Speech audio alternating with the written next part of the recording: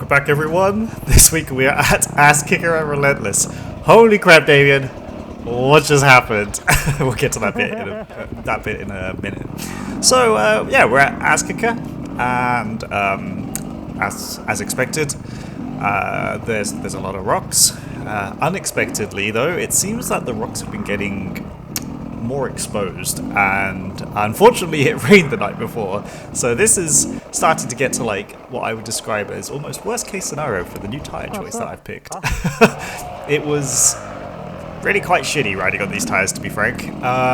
It was really good in this like muddy trail section, like I had phenomenal grip, but as soon as you hit any bit of rock, to zero shock to me, as 100% expected. I had no grip. They're way too hard compound for this kind of riding. But at least now I know the upper limit, and I got to practice this technique that I wanted to try, where it's like I was watching this video. I can't remember who it was. He's like some massive YouTuber. Like he has like 750,000 subs or whatever. Dirt biking, adventure riding guy, and he was basically saying like in slippery conditions, people need to learn when to. Bit sideways there. People need to learn when to not do anything and just ride the bike across stuff. No throttle, like no extra throttle, no brakes, nothing, no inputs. So that's a lot of what I was trying today. You just point in a direction, give it some throttle, and then just try and maintain like a nice easy flow across everything. So I 100% know that these tyres are not for these conditions. I'm 100% aware, so I do not blame the tyres. I blame just me for the choice and the location that I'm at. I really want to go try and ride some normal trails rather than these like gnarly ones, just to see what they actually perform like in a location that I'm more used to. So I think next time I'm going to go to War Lake, so I'm going to razz around that and see how they hold up there, or Lorden or something like that. And I suspect they will perform fantastically. Fixed my brakes, so that's good. I swapped the pads basically, and yep, lo and behold, brakes work again. I redid the tires. I took them off, deflated them. They did like jerk off the rim. So when I had to they didn't just fall off the rim on no PSI, but I got a hammer and smacked them, and then they came off the rim.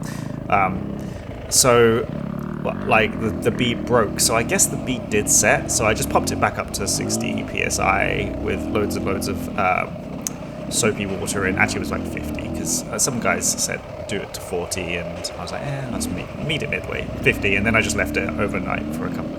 I just left it. And came back and it looked exactly the same. So I think it's just how these tyres are set. Because the guys messaged me in private did say there was like a tiny extra line, but maybe because I went for the 120, they don't do a 140. Maybe they also do in Snapbox 5s, not 6. So whatever. Anyway, so I really like the grip in these kind of conditions here. I felt super confident. I want to try them in where they're actually designed to be. So, as you can see, riding through Asskicker, it's just slosh and wet and watery everywhere. So I'm here with Damien and Jesse, and we're out just having a little rip. It was good practice to ride in stuff that's super slippery. I was enjoying it. Even though tires poor choice, but whatever. I kept lowering the pressure a little bit over the day. I started at 12, which was recommended. Then I dropped it to 11. I didn't notice any difference, and then I think I've tried it a little bit lower, down at like 9, and I was starting to get much better grip. But by that point, I'd passed all this rocky stuff anyway. It doesn't look that wet, but I mean the thing is, it's not literally raining on it right this second, so it could be worse, I guess.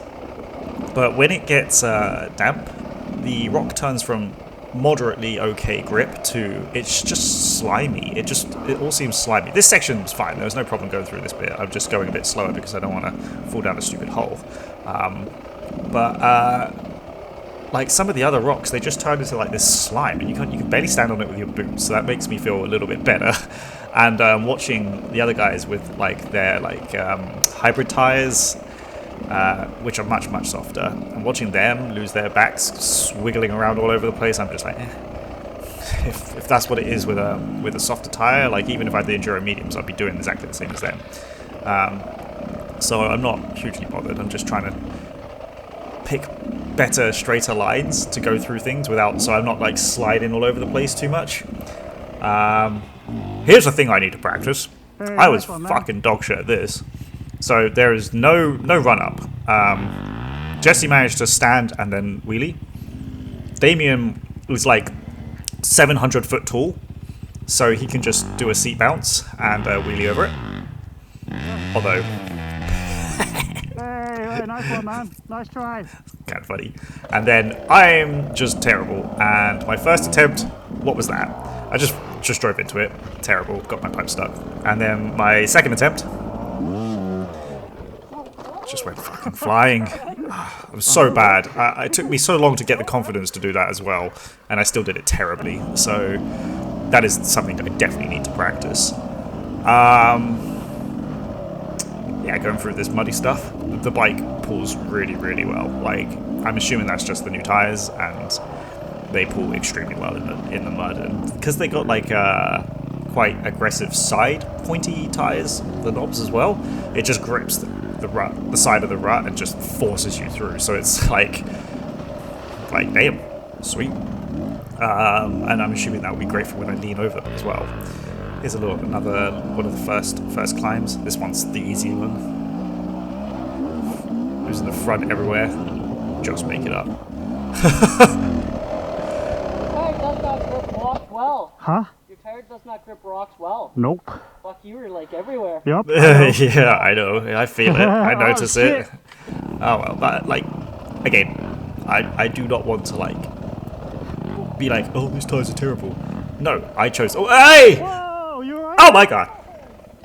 You okay? Oh. So, Fuck me. holy shit! He's alright. Did you just what? It's nothing. Stalled bike. I was just stalling. Oh, you stalled. I was like, there's nothing for you to even hit. So he was explaining afterwards, and we figured out what happened. So as he stalled, he obviously got thrown forwards on the bike, slid into the front of the fuel tank, which then forced the front wheel down, and it like wedged into a tiny bit of rock. But because of like just all the momentum and such sudden movement, it just caused him to go flying forwards. Nice, Jesse. He tries the harder route up.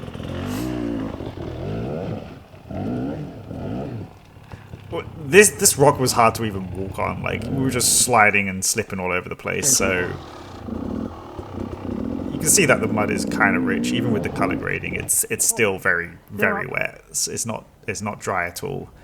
Had we come the day before, might have been a bit more lucky, but then I might have been in like false expectations of what my tires can do. This didn't go so well. That didn't work. I didn't wheelie it properly. That was 100% body position. I didn't move back far enough, and then I was like, you know what, we've got so much trail to go. I don't want to try again and continuously wear myself out. Because this had been a slog. It was just hard riding for us today. So what I needed to do there was just lean back more, because that's what I managed to succeed in doing multiple times the year before. So you just lean back more and get that front wheel higher, and then you can just sort of, with the momentum, slap into it and then continue up. I am sure it would have worked. I'm up. Thanks. It was just I wasn't going quick enough. Sorry, not quick enough. I just didn't wheelie it far enough. Fucking hell. Firing rocks at me. These climbs don't even look the same anymore. The one after this, which was a complete struggle bus for us, I do it so bad. What is that speed? I had no speed. I was going way too slow. That's not even a tire thing. That is just no momentum. And then obviously it went exactly as expected. Hey, nice one, Damien.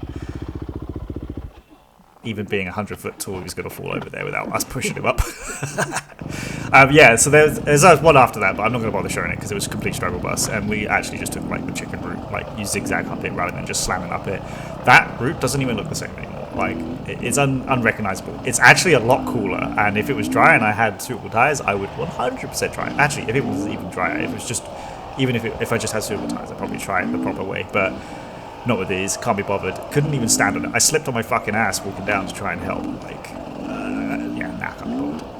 So yeah, we're getting towards the end part of now Relentless, and we're just riding and riding and riding, and then I start hearing this like weird noise, and I'm like, what's this weird noise? Why are my brakes not working? Is something caught in my wheel?